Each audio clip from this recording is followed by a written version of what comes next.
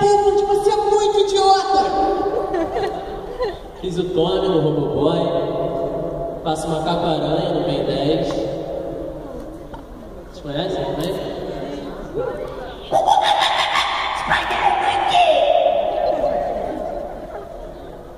Mas como aí? Essa voz, tipo, como preparo? Como é que você faz isso? Eu não sei, eu acho que, tipo, tem gente que fala que tem que ter um pouco de tom, assim. Sei lá, você escuta no original e aí quando você faz um personagem diferente, como Macaco-Aranha, você não pode fazer igual. Eu não posso fazer minha voz normal, tipo num herói, assim, um monstrinho, sabe? Então você tenta dar uma diferenciada pra ficar legal, porque o Briggs faz muito de personagens dele. Diz aí mais. Aí faço o fim, Hora de Aventura, né? Putz, matemático!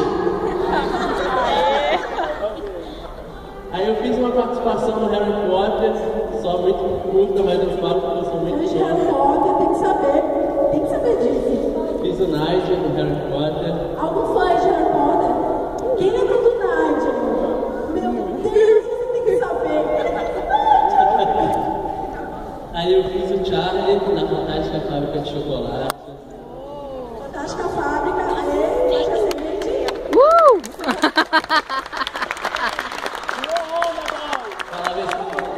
Boa. Fiz há um tempo, mas acho que dá pra cantar. Senhor Wonka, eu só vou se a minha família for comigo. Aí eu fiz o Lindos no Sharkboy Lava Girl. Fiz o Christopher na Procura da Felicidade. Fiz o Luz na Família do Futuro.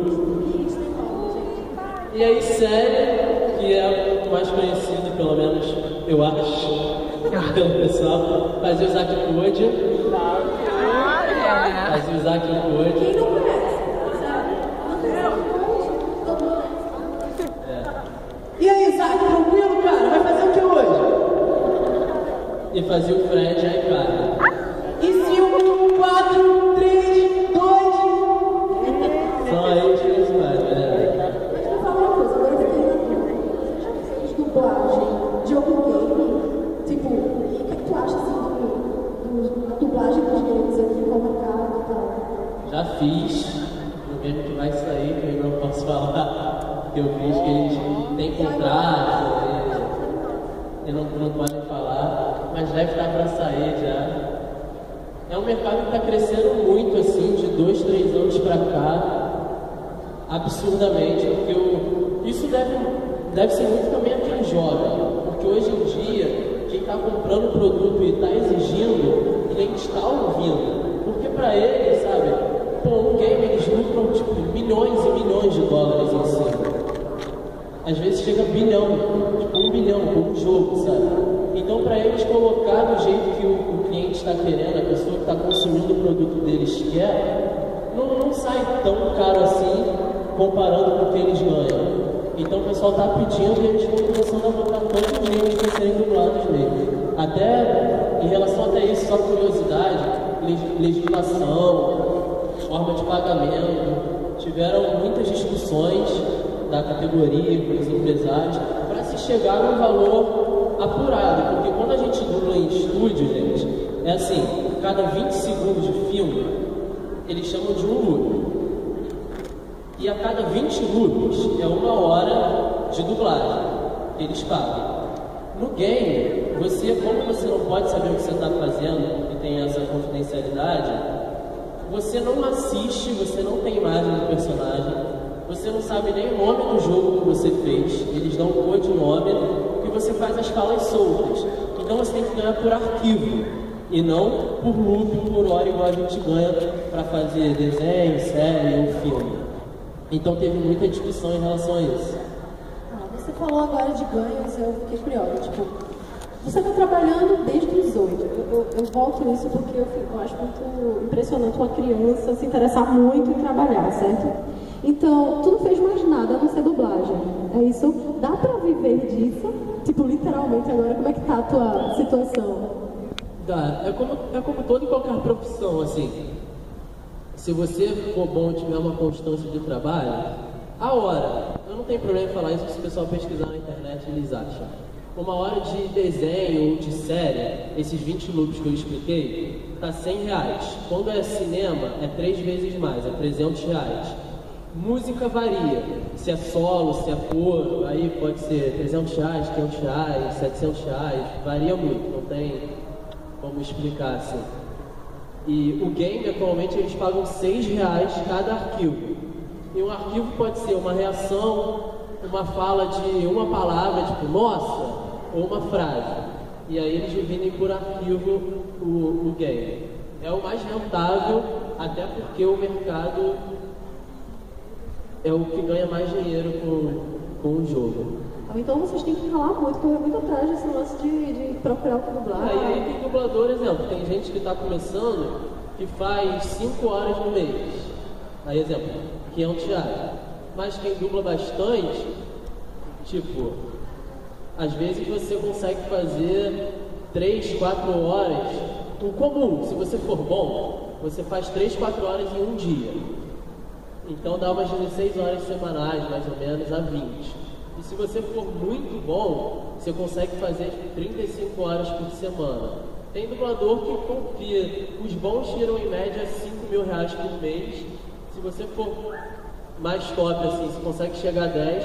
E tem, aí você conta no dedo, coisa de 5 dubladores, assim, que conseguem tirar 15, 20 mil reais por mês. Mas aí ninguém vai sair daqui falando, que aí tem gente que generaliza. O dublador ganha 20 mil por mês. Conta nos dedos aí. Tá, mas já aconteceu assim de, tipo, ou você tem medo disso? Sua voz ficar muito conhecida nos personagens, muito manjada, alguma coisa assim, tipo, galera, já conhece essa voz, não dá oportunidade para novos. Acho que tem mercado para todo mundo, né? Mas tu já passou essa preocupação? Tem mercado para todo mundo. Por isso que a gente tenta diferenciar, tem muita gente que não reconhece. Então a gente tenta diferenciar na personalidade do personagem. Como eu fazia no Zack Code, eu fazia o Zack e o Code. Às vezes eu falo às pessoas, você fazia os dois, tipo, às vezes a própria pessoa não percebia. E a voz, se você parar para assistir e perceber, é a mesma. Só que você muda na personalidade, dá um jeito diferente, e aí as pessoas acabam não se prendendo naquele personagem. E comigo também foi diferente, como eu comecei pequeno, a minha voz foi mudando ao longo do tempo. Então, vai diferenciando um pouco. Mas com o tempo você tem que ir criando em cima para não deixar ficar igual. Então, por exemplo, fiz uma caco-aranha para dar uma diferenciada na voz, ou você bota um tipo diferente no personagem. Acho que você já instigou muita gente aqui a tentar até dublagem, fala sério. Agora tem que ralar muito. Pessoal, me fala de... É porque eu pesquisando também sobre você, eu descobri que você participou de uma convenção em Nova York. Qual foi a importância dela? Isso, foi uma convenção que teve em 2002, internacionais. Aí foi lá em Nova York. Aí eu recebi esse convite para estar indo. Aí o Eduardo Borghetti também tinha recebido, ele faz o Jake. Ele faz o Bruce Willis, faz um monte de coisa também legal. Só que ele não pôde ir, aí o Briggs foi no lugar dele para substituir. E foi um rapaz também que dubla o Rei Gelado na Argentina. Ele foi. E a gente fez uma dublagem ao vivo, assim, tinha um telão no teatro. E aí na hora que a gente entrava, eles soltavam a cena e a gente fazia a especial. Eu quero esse também. E aí, será que a gente tem algum episódio, pessoal? Tu faz isso? Tu acha que tu lembra da fala? Pô, se eu tivesse a fala, eu faço. Se tiver a fala, eu consigo. Tu acha que tu consegue? Mas lembrar, eu não vou. Tu lembrar não? Passa alguma coisa? Tem aí, gente, operador? Avisa pra gente. Então, deixa eu ver se tem mais alguma pergunta, porque eu tô tentando dar uma vasculhada geral para vocês terem também algumas perguntas, porque se eu fizer tudo eu me empolgo, gente. Vamos lá. Você poderia falar um pouquinho pra gente sobre essa questão da tradução e da adaptação, porque a gente, pelo menos eu tenho uma noção do inglês, vou falar do inglês em si, não só dos animes e tal, porque no Japão não dá muito, japonês eu não conheço, mas do inglês eu posso falar um pouco. A gente vê que eles falam, tem uma determinada fala, e na dublagem muda completamente. Por que isso? O que acontece? Então, hoje em dia, como o processo está muito corrido, as coisas às vezes são mal feitas, né, para falar a verdade, não são nem feitas. O tradutor, às vezes, vou explicar assim rápido para o pessoal. O filme chega na casa, no DVD. E aí, pro tradutor pega o filme e traduz, devolve para casa. O filme vai pro diretor, que marca o filme todo, nesse esquema que eu expliquei para vocês. A cada 20 segundos dá o corte e numera o loop. Aí ele preenche o espelho. Por exemplo, todos os personagens que aparecem no filme. Personagem 1, 2, 3, com as características. Por exemplo, homem mais ou menos 35 anos, voz pesada. Mulher, 50 anos, voz leve.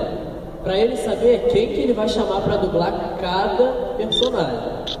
E aí depois que ele faz isso, ele escala, faz o levantamento do filme para saber quantos loops cada um tem e chama. Os dubladores vão gravar, depois que termina tudo, vai para mixagem para ser mixado o filme. Então, por exemplo, 2 episódios de Hora de Aventura, esse processo inteiro está sendo feito em uma semana. Então é muito corrido, não tem tempo hábil de chamar todo mundo. E aí acaba às vezes que a tradução é mal feita. E aí quando a gente chega no estúdio, cabe a gente que está dublando, ao diretor, ir adaptando o texto. E dando o jeito brasileiro, que é isso que faz o desenho pegar, que faz as pessoas gostarem. Se eu falar exatamente como está traduzido lá, não tem graça, entendeu? Talvez não seja tão compreensível, porque pode ser uma coisa deles, exatamente, né? E o problema que tem muito também é, por exemplo, no Hora de Aventura no inglês, a princesa Jujuba é princesa Bubblegum. Ou seja, seria chiclete se a gente traduzisse. E aí todo mundo pergunta, por que foi princesa Jujuba e não princesa Chiclete? Aí chega no problema daqui, porque tem a marca Chiclete. E aí se falar, eles acham que pode ter alguma ligação, pode ter algum tipo de propaganda, e eles mandam cortar. A Disney é pior ainda. A Disney você não pode falar, por exemplo, Zack Code. Eu não podia falar, uma bebida, porque eles acham que pode ter relação à bebida alcoólica, e tem criança que assiste o programa. Ou então, nossa, não pode falar nossa, pode ter a ver com religião, Nossa Senhora. Então, às vezes, acaba ficando muito estrito e a gente tem que se virar. E às vezes também as pessoas assistem, mas falou palavrão no inglês, por que você não falou na dublagem? Porque isso não é a gente que decide ou não é a gente que escolhe. A gente já recebe uma censura em cima, tipo, não pode falar. E aí a gente tem que tentar deixar o melhor possível dentro do que é cabível a gente. Então é censura, é cuidado, é nacionalidade, então é bem difícil. E aí quando você às vezes tenta forçar a barra, tipo, se eu não falar isso vai ficar ridículo, por exemplo. E aí você faz de outro jeito, quando chega lá fora volta para refazer. Não tem muito como fugir. Eu confesso que eu já critiquei, não critico mais. Porque assim, às vezes a gente vê, mudou, não faz sentido, deveria ter falado exatamente assim. Só que agora, você explicando, eu gostei da explicação. Não, o que mais a gente recebe é crítica, assim, a maioria dos meus amigos vai pro cinema, não, vamos ver legendado. Tá de sacanagem que eu vou ver isso aí dublado. É uma coisa também que eu já escutei muito. O pessoal faz, vamos assistir esse filme legendado, eu só quero ver o som original. Mas o que seria o som original? Só por causa da gravação dele? A única coisa que muda quando você vai assistir um filme do dublado pro legendado é o idioma que está se falando. Porque o fundo, todos os efeitos sonoros, a gente chama de ME lá no estúdio. Então é uma pista separada. Então é exatamente igual. Só muda realmente quando a pessoa fala, você escuta em outro idioma. Eu acho que eu tô querendo ser dubladora também, né? Porque eu já fiz tanta pergunta. Eu já tinha na cabeça como ele ia fazer mais ou menos. Então eu já ia bem em cima. E o fim também, eu fui me acostumando a fazer. Aí eu acho que quanto mais temporada tem uma série, ou mais episódio, o trabalho sempre fica melhor. Para qualquer dublador que faça. Porque ele vai aprendendo, vai aprimorando, vai pegando intimidade com quem faz com ele. Por exemplo, eu faço a maioria das cenas com o Jake, que é o Eduardo. Então ele faz muito evento comigo. Eu já sei, eu vejo a frase dele, porque assim, não é só a gente ler a nossa. Eu não leio só o que eu vou fazer e faço. Eu leio a anterior para saber como eu vou responder ou como eu vou perguntar, para dar sentido à cena. Então eu vejo, eu já sei mais ou menos como o Eduardo vai fazer, como ele vai dar entonação para eu estar fazendo e ter sentido a cena, entende? Então agora tá, tipo, você já sabe como vai rolar e faz. Eu assisto uma vez, eu ensaio uma vez, para pegar bem desenho, a gente tenta observar bem as feições, o olhar, o rosto, para colocar a emoção bem em cima. É quase uma questão assim também de sentimento, né? É. Você acaba alterando o seu eu também, né? Pra fazer a A dublagem eu acho que são 3 coisas assim. Porque você sabe que o fim muda muito, né? Muitas caras, muitas... Então, a dublagem é interpretação, sincronismo, tipo, você tem que interpretar dentro do personagem, improvisação. Pô, você assiste um loop, que eu falei aqui, 20 segundos. Às vezes você assiste 3 direto, 1 minuto. Você grava no minuto seguinte, aquele minuto inteiro. Você não assiste em casa, você não sabe como você tem que fazer. Você chega, assiste e faz. Então você tem pouco tempo para pensar. Eu tô querendo abrir também o microfone pra vocês. Deixa eu ver, tá surgindo ali, Jeff. Oi, E aí, cara, tranquilo? tudo. Eu queria saber se você já dublou alguma música de criança. Cara, eu faço as canções das coisas que eu dublo. Então, por exemplo, as canções do fim sou eu que faço. Isso eu não sabia. As canções do fim eu faço. Quando eu fazia alguns desenhos infantis, tipo o Caiu que eu fazia quando era pequeno. Eu não costumo nem falar muito que as pessoas faz aí a voz. Eu falo, gente, eu queria conseguir. Mas eu fazia também. Eu fiz alguns desenhos infantis assim pra Disney, tipo Mini Einstein, Wrigleytown. Antigo. Ele me perguntou, eu lembrei. E aí eu faço quando eu dublo. Mais um. Eu podia fazer tipo um pedido. Era pra cantar aquela música do bebê.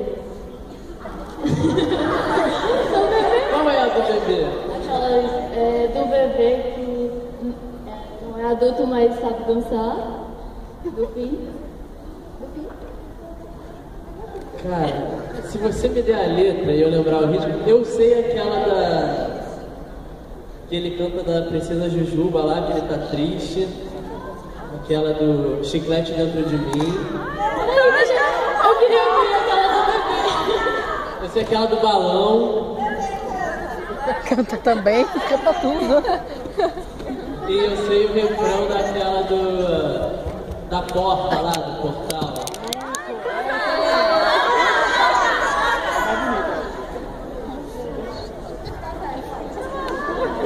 Vou cantar essa aí de Chiclete Dentro de Mim.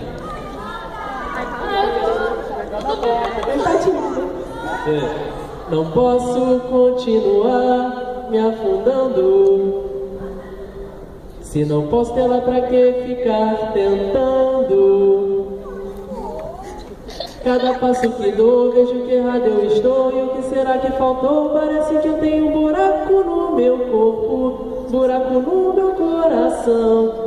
Um sentimento que está me consumindo. Se eu ficar só esperando, então eu sinto um chiclete dentro de mim. Sinto um chiclete dentro de mim. Sinto um chiclete dentro de mim.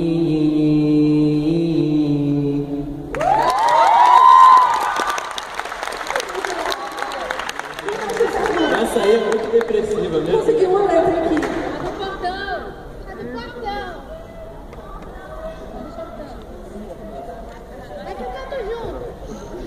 Todo mundo canta. Cara, eu acho que eu lembro isso aqui. Que milagre, eu lembrando de alguma coisa.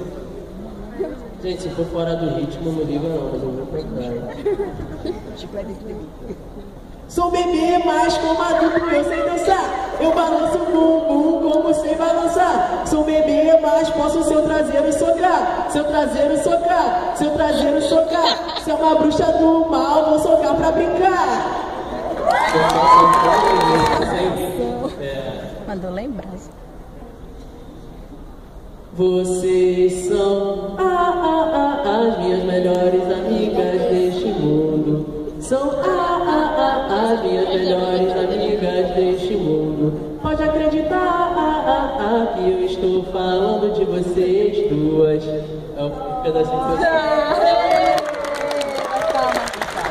Onde está o microfone? Quem mais está com Eu queria também fazer um pedido. Tem um episódio que o Finn perde o braço e ele vai pro espaço. Podia falar aquela frase dele que ele, o Jake manda ele escutar com o coração de melão. E ele fala, basicamente, eu quero encontrar meu pai, socar a cara dele e arrancar o braço direito. Ele fala basicamente isso.